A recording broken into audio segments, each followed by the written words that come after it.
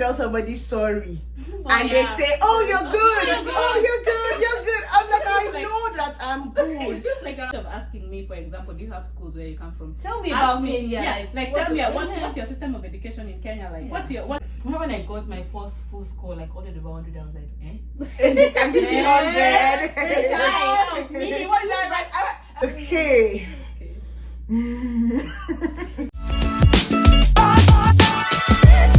Hello guys and welcome back to my channel. Thank you so much for clicking the link or the thumbnail that brought you here. My name is Evie and I make videos about faith and my life as a graduate student. In today's video, I have two amazing guests with me. So I'm going to let them introduce themselves very soon, but they are my roommates turned friends. And yeah, so introduce yourself. Am I going first? My name is Ololade for short, but they call me Olade. Yeah. Okay. Yeah, I'm from Nigeria, like Ibi. Okay. My name is Angela Bor. Many people call me Angie or ABC. Yeah. My friends back home call me ABC. I'm from Kenya, and these two people We live with her. and they live with me. What can we say? She's helping us. They are my beneficiaries. Okay. So in today's video, we're going to be talking about just culture shock in the US, but not just that, just funny or weird things that we've noticed since we came to the US. So before we do that, when did you come to the US? I came August last year. August last year. Yeah. Okay. And what program are you doing? Yeah, I'm doing my program, my master's in public health. Okay. How about you, Angie? I came in December of 2020. I was doing international studies, master's as well. I've already graduated, so Yeah. I'm helping these people. Yeah, what can we say? We're still So I've already students. graduated. So she's graduated. I'm working now. Yes. And I came in August 2019. Mama. Yeah. I can't believe I'm still a student, but that's what you get when you are doing PhD. Yes, pre-COVID, that's when I came here, and I'm still here. So basically, I've been here for 4+ years, 2+ years, and less than a year. So you get a variety of perspective. Okay, so now we can actually start. Yeah, I think for me it's been so many things. Like there's so many weird things that happen here that you're just like, it just takes you as a shock when you first come. Like, I think the first thing is how, I mean, we call it fake smells, but I don't know. Like, Just like you're walking on the street and they're like, and you know it's not like, I don't want to say it's not a real, I mean, I don't know if it's a real smell, but it's just weird. Like, it's like smiles. At some point I'm like, I'm just Stop. Stop smiling. Like, don't smile. Just like walk and I'll walk. I mean, not to be mean, but it's just yeah, weird. it's and I also feel like we've gotten to that point where we are starting to act like that. Yes! Oh my God! Yes. You just find yourself smiling at people randomly. What? I don't know you. You catch yourself walking down at the store and then someone appears and they're like, you Yeah. actually even smiled before they Okay, that's definitely one. I think I'll go next Yeah. then, Angie. So this one, I want to say it so that nobody says it. Is this whole thing of when you tell somebody sorry and they say, oh, you're good, oh, you're good. I'm like, I know that I'm It good. feels like you're apologizing. Yeah, I'm actually not apologizing. I'm not. All I'm saying is I'm sorry for whatever. Well, I'm not sorry as per I did the wrong thing. Yeah, I'm just Nigerian, empathizing yeah. or sympathizing with you. Yeah, But so they don't get it. When they'll say, oh, it's not your fault. It's not your fault. It's my bad. I'm like, Yeah, it's okay, so I won't tell you sorry again. Or maybe I'll just say, be careful if you want to fall instead of saying Oh, you're sorry. fine. And I also find myself saying, You're fine. I'm good. You're good. You're good. I think for me it was the whole credit card situation. Oh My God. Yeah. Like the fact that they just, once you get your social security number and maybe you apply for your first bank account or your first credit card, then they just start throwing credit cards at you. It's like every day you have pre-approval in the mail. This company is telling you you've been pre-approved for $2,000. Just just you actually just have to dial a number, and sometimes they even send you the card. Yeah, they send you. They send you the cards, You need to call them. Yeah, and so coming from a background where credit is like it's a bad thing. Yeah, like we are taught to fear debt, but it's just like take all the credit cards you want, and if you're not careful, then you spend money you don't have. That money is not yours. Crazy, like you don't even have it. You don't have it, and the interest rates are crazy. So, and you need that credit card for you to have like credit scores and all that. So I took a couple of months because I was like, I don't want to apply for a credit card, all that. And then after some time, you guys were like, oh, you need a credit card because you need like a credit score because you can't even apply for an apartment. You can't like apply for anything without a credit score. So that was crazy for me, and I'm still kind of getting used to that. Another one for me is I don't know if you guys have noticed that it's like dirty white sneakers. It's like a thing. I don't know if you see it as fashion, but like you're looking at it, but like it's very dirty. Yes. And I'm like, what is this? Like wear black, I wear black sneakers, like wear brown, like white. And he's like, why are your sneakers dirty and they're white? Yes. I don't get it. They don't actually care, but actually that's something I also noticed that I think a little bit I've started not to care as much as I would have cared in Nigeria, which is not good because in Nigeria you wash that sneakers. You cannot even take like at least it be a little bit dirty, but here it's like brown. You can see the bed and they are still rocking it. and then people walk into the house. That's another culture shock. Sorry, Ibi. No, go on. Like you walk into a house and where I come from, you remove the shoes at the door. But here you just walk into somebody's house, unless of course it's my relatives who live here. They'll say like remove your shoes. But I mean you walk into someone who's been here before, or someone who owns a house, or someone who's renting an apartment, and you walk in. And you want to remove your shoes, and they're all looking like, no, don't remove your shoes. You're good. I'm just like, no, I don't know what to be stepping on out there. Don't step on the carpet. But it also depends on the person, because some people are also particular, especially people that have small children. They put it there in the footmats. remove your shoes. So that one you have to remove. But for most people that have visited, it's just like, it's fine, just come in. And I found it weird at first. I was like, they think I'm inconveniencing. No, it's just something that I'm used to. I think another thing for me would be how cautious people are about just being in your space. So in Nigeria, at least to a good extent, if something, let's say something bad or something even very good, like your friend has a baby or something like that, it's a normal thing that you will go there with gifts, you will stay with them, you may even spend the night or 2 or 3 because you're helping out. Here, you have to text and say, hi, is it okay if I can call? Or even to call themselves, hi, can I give you a call by 6 p.m. on March 22nd? Like, you have to be make an appointment. It's so different. And sometimes, to be honest, I feel like they suffer for it because then you are alone going through all these things by yourself. And you don't have like nannies and family members. You can't afford nannies. It's just you and your partner.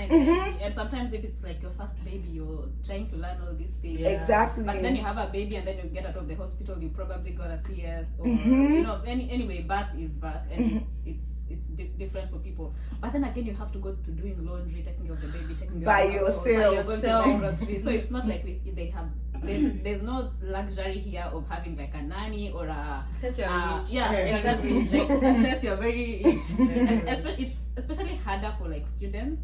Exactly. Then you still have classes and you have to take your kids to daycare.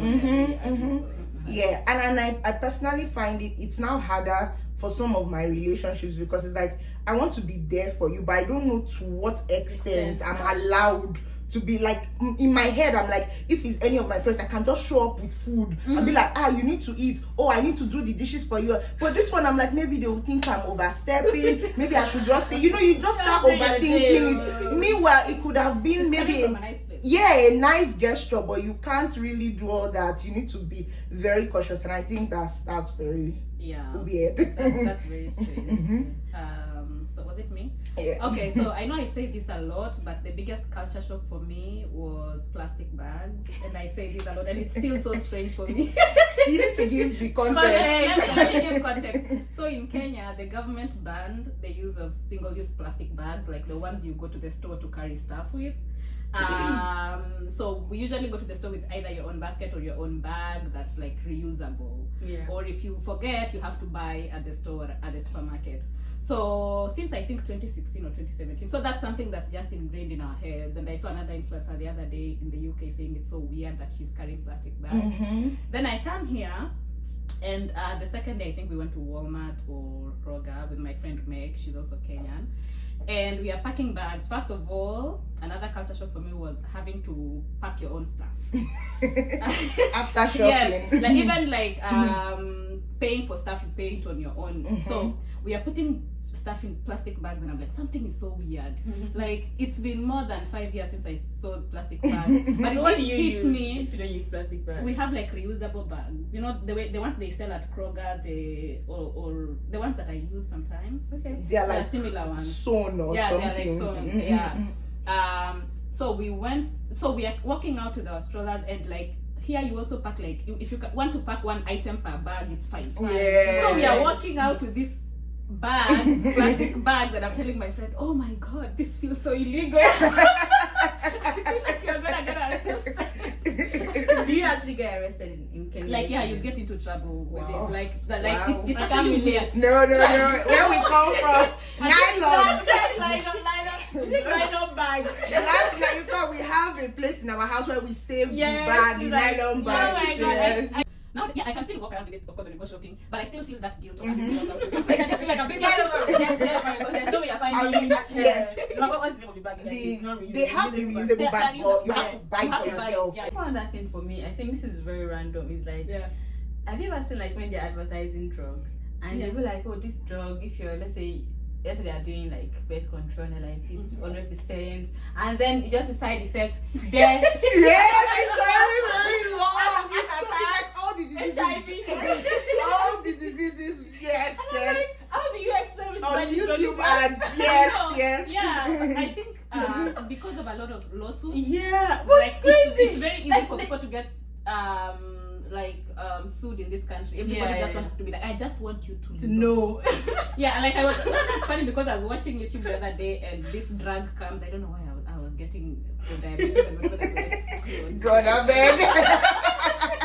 and I saw it, and they were like, oh, the side effect, like you said, and they were like, please make sure you're not like you have to talk to your doctor, and they have to really insist because they just don't want to be held liable. Yeah. And even with like I think I was talking to you, Angie, when we're doing like voting election, and then they will badmouth the opponent. Yeah, they'll be like, Jenny Vance is evil. Don't vote for him. I think in Nigeria, you know, You do it subtly. during your campaign. Yes, but not the best. best. Like they're like, don't vote for him. He's bad. Like it's like pause. I'm so like the smear campaigns are. It's Oh very, my God. very serious. I was really shocked. The first day I was like, is this real? Like on TV, no. Yeah. I think for me, another one, this is not culture shock, but it's just interesting how well their systems work for the most part. Now, I'm talking because, I'm coming from Nigeria where people do things. I strongly believe we are our own problem, like the citizens. We are, remove the government first, because you come here and let's say I owe you, it's a public university, it's not even private, but the way the staff, the admin people would attend to you when you have a problem, you will think they have cameras watching them, that if they are not nice and cordial, they will lose their job. They really take it so seriously. You can see their hearts in how they walk, at least most of them. And I'm like, this is so different, and it's also challenging to me. It's like you can't just do things anyhow. From the least person, the person cleaning is smiling and happy to be doing their job. Like all the systems work. If you want this, you email this address, or you call this number, and you know that you actually get a response. It's not where I'm coming from. That call who, like, and you need to know somebody. That's the only way. Know somebody that knows the organ. If not, you're on your own. So systems actually work. And I really like that. Yeah. For me, it would be the amount of mail that we get. And she's giving us the everyday ones. Yeah. I think my first week here, I received more envelopes and mails than I've received in my your entire life. life. Like every day. Even till now, like we have a whole table dedicated to mail, For and mail. like you keep packing them in, like What is How this? did you find How do me? you find Like, who are you? What are you? What do you want? Why am I getting mail every day from the same company? But they're not giving up. They are not giving up. Progressive. I'm calling you Oh out. my gosh. Why you in? Why do I have like? I was so confused. I think the first time I used my social security number, and I think that was it. Yes. It is like true. I don't know how they get your information after you've applied. I applied for my. I don't even. I think I opened my first bank account, and that was it. It was just like every single day you're getting HelloFresh. Yes. Like perfume, you're getting magazines you didn't subscribe to. Yes. You're getting coupons. Like, I'm like, I see it's like big size bags. It's like, why am I getting? and then that? now for a country also, like she said, that is very conscious and Exactly, yeah, like- could this have been an email? Like it should just go into my junk email. That it's better than having like to cut all those trees. And Yeah. but maybe it's a source of employment. employment, yeah, it's balancing each other. Yeah, but that's crazy. I'm still not amused by the number of emails I get. Yeah. Honestly, if you know how we can stop it, I want to know how we can Yeah, stop by those the way, things. tell Tell us. us in the comments. We are suffering. Yeah. First one I have is like very similar to what Ibi said about like class professors. I remember my first lecture. You know, coming from Nigeria, I went to University of Ilorin, where number one, I'm always at the back. Let's start there. If you're at the front, I don't do front. So either middle or back. And you don't have that rapport with your lecturer. I don't even call them this professor. Your lecturer, and then they just like basically reading. I did human physiology, and it was like we had like slides. So they were just like reading.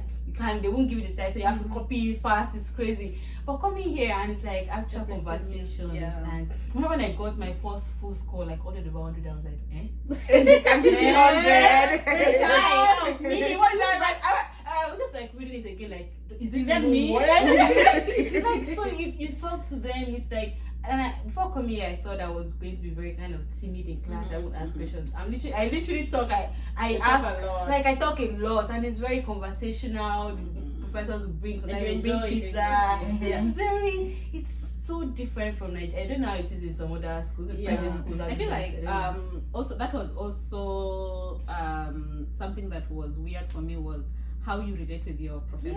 Yeah. Like our professors would feel bad if you don't reach out to them. Like you have to book office hours with them. Yeah. Yes. You can even go for coffee with your professors. Yes. And They so Can that- actually take a even walk. tell You you, can like, take a walk. beg you to come. I'm like, Yeah. she's always like, you guys don't even come to see me. Like, Yeah. I'm like, Yes, you for exactly. what? And then Yeah, What's for my what? business? And I saw that before I came here because I also come from a background where we kind of fear our professors and fear like people who are in authority. And there were professors I was talking to before I came here, and they'd kind of feel bad that I wasn't responding to their emails as fast as I needed to, but I didn't know I was supposed to be talking to them because I was like, well, I am a student, you're the professor. I mean, there's supposed to be some distance Gap. here. They're like, oh, you want to meet? Do you want to come to my office? Do you want us to do a Teams meeting? Why don't we meet at Dunkin' Coffee? You know, I'm like, what? Who are you? Yeah, they didn't be like, oh, visit us in my home, you know, I'm inviting you guys to pizza. Yes, like yes, get together. Yeah, that was very strange. And I think also just riding on the education bit of it, I struggled with the system of education as in the type of writing, like American Oh system yeah, of that's very education. important. I'm referring to when the first day I came. Yes, Yes, I When I remember. first came, Angie, shout out to you. Because they were like, APA is like American Psychological Association, 7th edition. Yeah. And coming from, I remember when I was writing my final year, I just wrote nonsense. I don't even know how I got it. But this one, you have to be very particular. And I did not know. Like, I remember you told me about Zotero. I was like, what's Zotero? Yeah.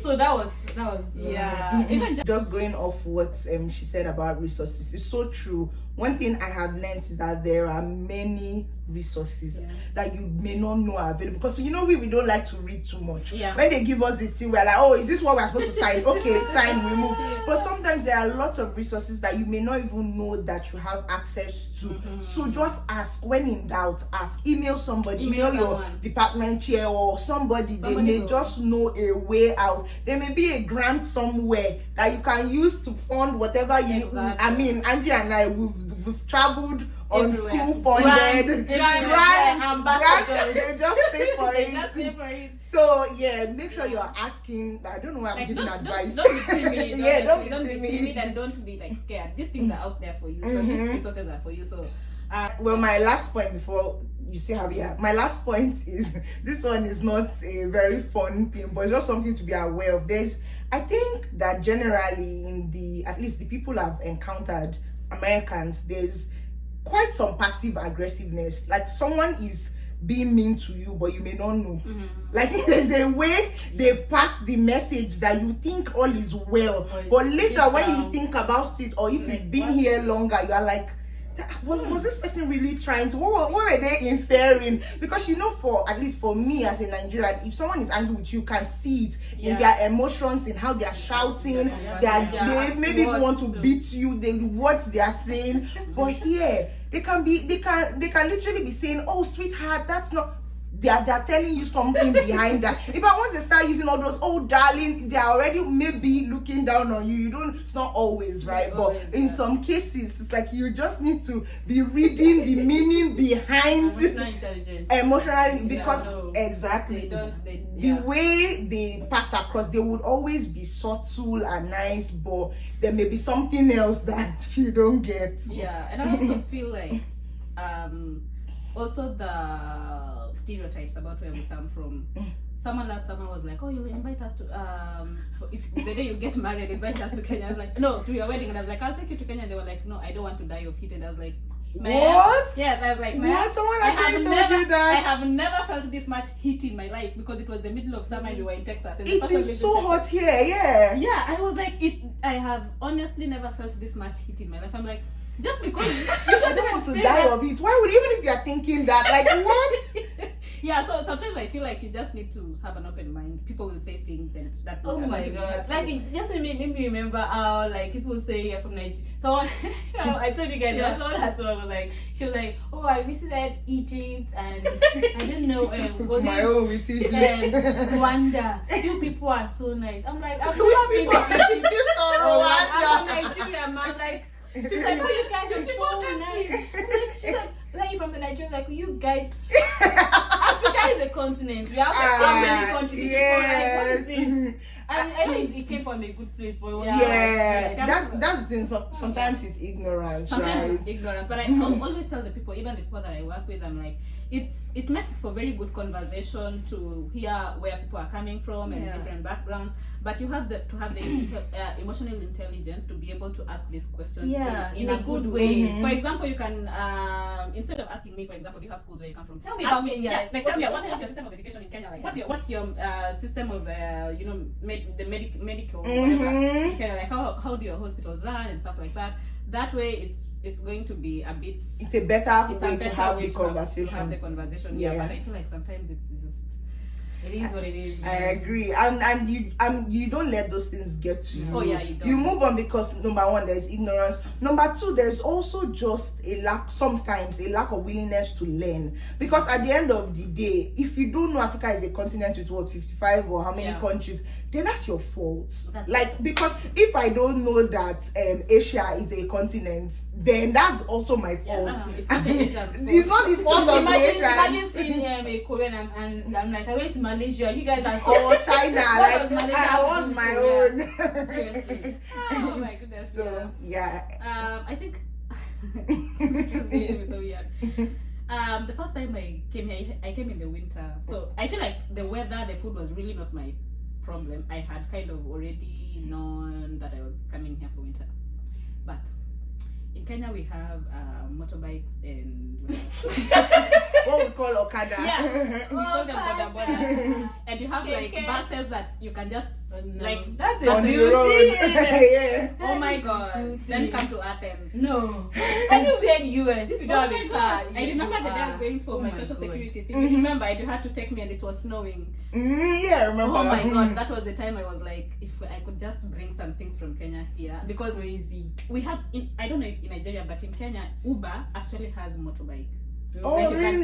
We have another Okada. Yeah, so you can order like on Uber or whatever. It will just take you so fast. Yeah, like they will come here so fast, or even you just stand outside your house someone will be passing. You just hail a motorbike or a cab or a matatu. We don't even have like public transport. Like it's very hard, and especially in the town we live in, it's very small. So maybe people that live in bigger cities don't identify, but we live in a small town. So that was very weird for me. It was just like the convenience. Also, like, you know, in Nigeria we have like kiosks or like you want to buy tomato, you just go down. So if you don't, we literally plan our trips to Walmart twice a month. If you don't have it, forget about it. You are not even if you order like whatever for them delivery, it's like $16. Yes, it's expensive. I really miss that. And buying like just quick snacks, bully, all of that. On the road. Like even tomatoes and whatever, you're just like, oh, I'm out of tomatoes. Run to the kiosk there and get it. But here you have to all the way. But and then but in big cities, I think when I went to San Diego, they had roadside, like you can get like a what they call that thing, hot dog roadside, and but they have some maybe roadside. that particular neighborhood. Like the big what I'm saying, bigger cities are a bit better than this. Oh, one other thing I forgot. Driving on the other side of the road, because when you drive on the left, you guys normal cars drive on the left. No, you guys drive on the right then. No, I'm talking about where's the side wheel? of the road. The wheel is on the wheel is on the here. The wheel is on the left. On the left, so yours wheel is on the right. But you drive on the left side of the road. That's very strange. I can't do that. Now imagine you going to Kenya. With the and way we drive here, I won't drive. That was me because even now, if I'm driving, I have to keep telling myself, Angie, it's right side of the road, right side of the road, right side of the road. That's very hard. It was very confusing. The first time I was picked from the airport, I feel like I didn't feel that because it was in the middle of the night and I fell asleep the moment I got into the car. But the following day, I kept going into the driver's side of the car because that's where normally. And then also now my friend was driving and I was like, you're gonna get hit. You're driving straight into traffic, and she was like, no, this is how we drive here. And I'm like, why do you guys have that? Like, even that's how the British. That's how the British. No, but even in UK, in UK they drive like us. They drive like them. I think it's like them. They drive like them. So ask your friends who are in the UK, they'll tell you don't struggle. They do. That's crazy. Well, this has been fun. So much fun. Do you relate with any of these shock, weird things we've noticed here? If you do, please put it in the comments. Say hi to Lolade and Angie because they are guests so that they can come back again. Okay? So put it in the comments. Thank you for watching. Thank you for watching. Tell them to subscribe. Like, subscribe, comment down in the comment section. Subscribe to our channel. This is now our channel. Yes, these are up and coming YouTubers, Like and please. subscribe. Alright guys, bye.